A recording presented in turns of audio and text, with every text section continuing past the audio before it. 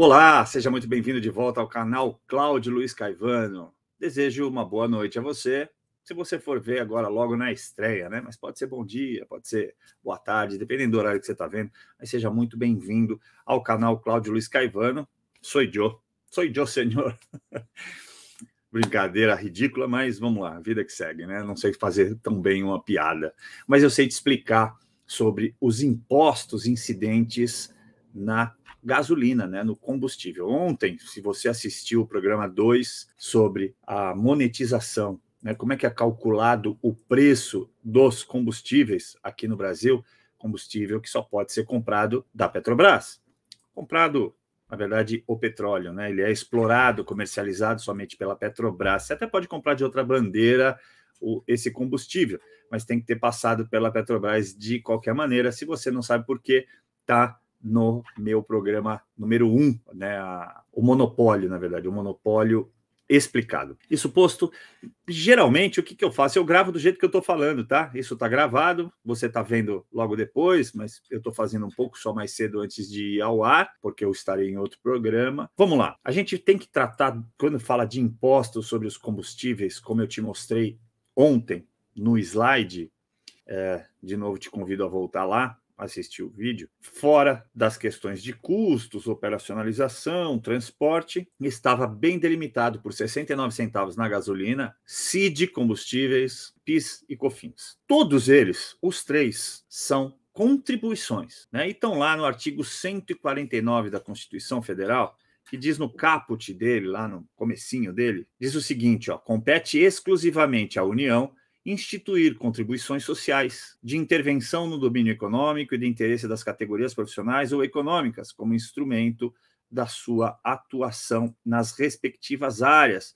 observado o disposto nos artigos 146 e aí segue lá por diante. Então, e esse artigo, junto com outros, permite que a União institua a cobrança de taxas e de contribuições como COFINS, contribuições para fins sociais, a CID, contribuição de intervenção de domínio econômico, voltado única e exclusivamente para a União controlar e regulamentar muito de perto a economia em relação à venda desse produto, né? Então, como é que pode ser usado o CID?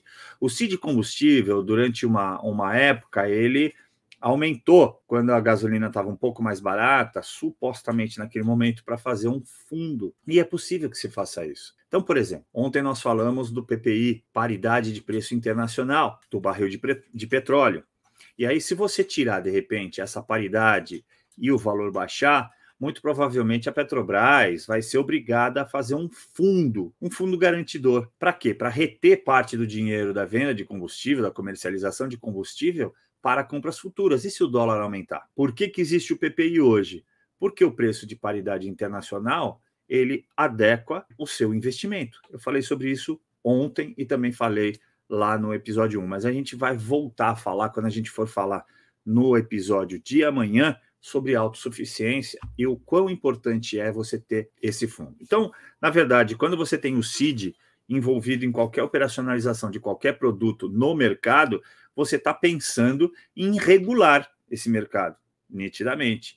No caso da gasolina, como não há competição, como não há outra empresa, fora a Petrobras, que faça todo o processo, então ela está ligada supostamente a fazer investimentos. E por isso que hoje está bem baixinho, justamente porque tiraram daí para colocar o PPI, né? Fizeram um acordo para equalizar isso. Hoje, juntos, PIS, COFINS e o CID, nós estamos pagando aí em torno de 0,69 centavos, né? Então, 69 centavos, 0,69 por real. Então, 69 centavos de real.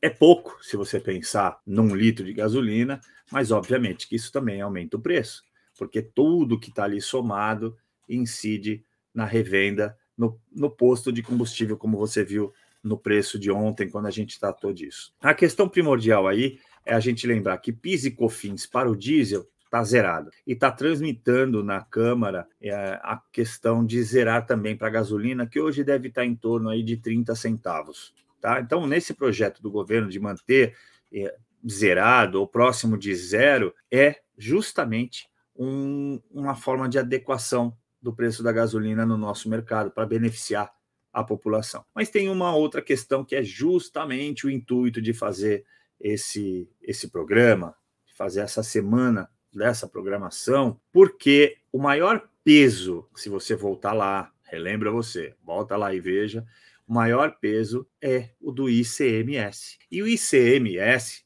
não é um imposto da União, é um imposto estadual. E é justamente esse imposto que vem mantendo os cofres dos estados cheios. E eu vou te explicar agora. Começa nesse minuto a explicação do porquê. Bom, existe uma sigla aí, PMPF. Ela significa preço médio, PM, preço médio, PF, ponderado final, mas é entendido como ponderado consumidor final. Tem até pessoas que falam PMPCF, né?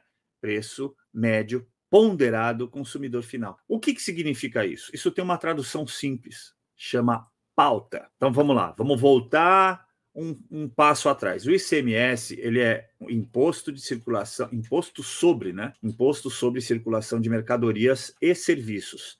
Essa é a nomenclatura do imposto estadual. E está lá no artigo da Constituição também. Eu vou ver aqui para você, que eu não lembro de cabeça, mas está no 155. Impostos dos estados e do Distrito Federal. Ele está lá no inciso 2. Operações relativas à circulação de mercadorias e sobre prestações de serviços e de transporte. Então, 155, inciso 2 da Constituição Federal. Ele é um imposto estadual, garantido pela Constituição, né? Então, os estados têm essa atribuição, fazem essa arrecadação. Era muito difícil no passado você cobrar o ICMS em cada etapa do combustível. Então, você cobrava lá na saída da refinaria, você cobrava depois na saída da transportadora, para depois você cobrar também na bomba de combustível, e o posto de gasolina se creditava da etapa anterior, tá? Ele não era cumulativo. Então, como funciona isso, Caivano? Então, sei lá, você fez, sei lá, modo de dizer, tá? Então, vamos supor que da refinaria representou 50 centavos de ICMS. Depois vai lá na transportadora e teve mais R$1 da transportadora, porque aumentou o valor, né? Então, você tem R$1,50 aí movimentado nessa cadeia. E no final, vamos pegar esse valor de agora, R$1,75, então o dono do posto pagava 25 centavos, tá? Então, você tinha 50, mais R$1, R$1,50. Você fez esse crédito, né? Porque você já pagou durante a cadeia, e você tem lá no final 1,75 pelo valor de venda, e aí você tem que colocar em cima como um revendedor, como o dono do posto de gasolina, mais 25 centavos. Até parece bem simples. O que alguém teve a ideia? Olha, é muito difícil, tem muita sonegação, porque sai, um exemplo, 1.000 litros, chega lá 900, né? Cadê 100 litros? Onde foram parar? Enfim, para tentar acabar com essa dificuldade, quer outro exemplo? Isso acontece para bebidas, isso acontece com uma série de outros produtos que são difíceis de você controlar a venda dele. Então, quando que você acaba pagando? No final dessa cadeia. Aí foi criado um imposto por substituição. Por que chama substituição? Porque quem vai pagar, quem vai recolher, substitui os intermediários das etapas intermediárias, perdoem, né? Os responsáveis tributários das etapas anteriores. Por isso, imposto pago em substituição. Então, o ICMS substituição é o ICMS pago no final da cadeia, no final dessa cadeia produtiva, como a gente chama em tributário. A hipótese de incidência mudou. Ela mudou de cada operação, né? Então, você vê ali que o imposto era descrito assim: circulação de mercadorias e prestação de serviços de transporte interestadual, mercadorias, enfim, qualquer coisa nesse sentido. Você tinha cada etapa da produção. Opa, circulou mercadoria de lá para cá, paga ICMS. Daqui para lá, paga ICMS de novo. De lá para lá, paga ICMS de novo. Então, por substituição, você elimina essas etapas anteriores e só ao final vai pagar o imposto. E quem paga esse imposto? O consumidor final. Simples assim. Eu, você, todos nós que abastecemos o combustível. Nós estamos pagando esse imposto. Percebe? Ele é cobrado na bomba. Está lá no valor global. Então, você está pagando isso. E aí, virou uma forma de arrecadação. Óbvio, já era, né? O imposto sempre foi de arrecadação dos estados, como a gente viu aqui no 155 da Constituição Federal. No entanto, se tornou muito simples. E não é uma coisa que vende muito, vende o tempo todo. Então, o tempo todo o governo está arrecadando. É óbvio que ele não quer abrir mão dessa arrecadação simples, fácil, direta, para que outra seja colocada no lugar ou para ele pensar como é que ele vai melhorar a arrecadação no seu estado. Esse PMPF, ele é definido e tem o nome de pauta, ele é definido pelo CONFAZ, pelo Conselho Fazendário. Então, todos os secretários de Fazenda de todos os estados se reúnem para tentar fazer uma pauta única. Por que isso?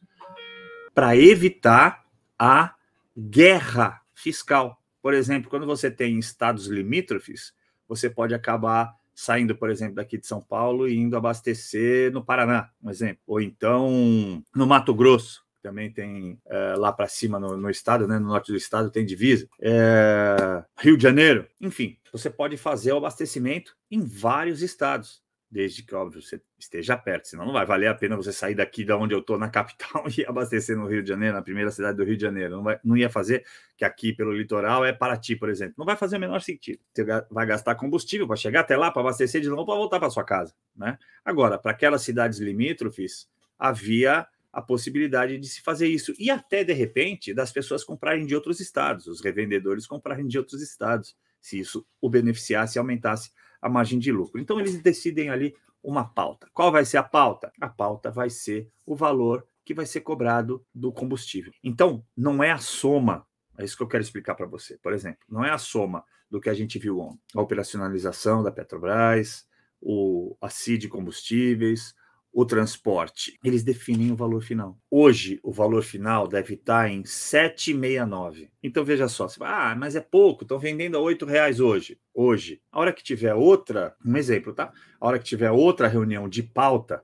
para definir o PMPF, provavelmente eles vão chegar em 8,50 ou 9 esse valor. Entendem? Então, eles definem e a partir dali é que é calculado o ICMS. Então, mesmo que a gasolina esteja mais barata, por exemplo, eu defini a pauta lá em 7,69, que é o que estava definido na última reunião. Então, o imposto está lá. Aqui em São Paulo é 30%. Vou pegar a calculadora aqui, eu vou fazer para você ao vivo. Ó. Então, vamos lá. Vamos supor, como eles falaram, 7,69 vezes 0,3, que dá 2,30 só de ICMS. Lembra que ontem eu te mostrei que o médio de todos os estados do Brasil é 1,75? Aqui em São Paulo você paga 2,30. Então, quando você chega na bomba e você está comprando lá a 7 alguma coisa, quase 8, você tem que pensar que 2,30 daquilo está indo para o Estado. É a arrecadação estadual. Aí eu vou te perguntar, não poderia ser menor? 30%. O ICMS para todos os outros produtos aqui em São Paulo é 18%. Claro, tem uma classificação, tá? Depende da classificação do produto, mas a grande maioria, senso comum, as pessoas até entendem, São Paulo o ICMS é 18%. Se fosse 18%, tá? Em cima de uma pauta definida, em cima dos mesmos 7,69 vezes 7,69 vezes 0,18 seria 1,38. Então, nós temos dois problemas aí. Primeiro, a alíquota, que é o percentual que está cobrando. Está cobrando bastante, né? Imagina quanto o Estado arrecada cobrando de você no seu carro. Vamos ver quanto isso representa num carro popular, 60 litros, vezes 2,3, R$138, certo? Você pôs 60 litros de combustível, quer ver quanto você vai estar pagando se for 7,69, que é o que eles querem? Eles põem a pauta, 7,69 vezes 60 litros, você vai estar pagando isso aqui, R$461, sabendo que 138 é de ICMS. Vamos ver quanto sairia se fosse o I30. R$78, praticamente a metade.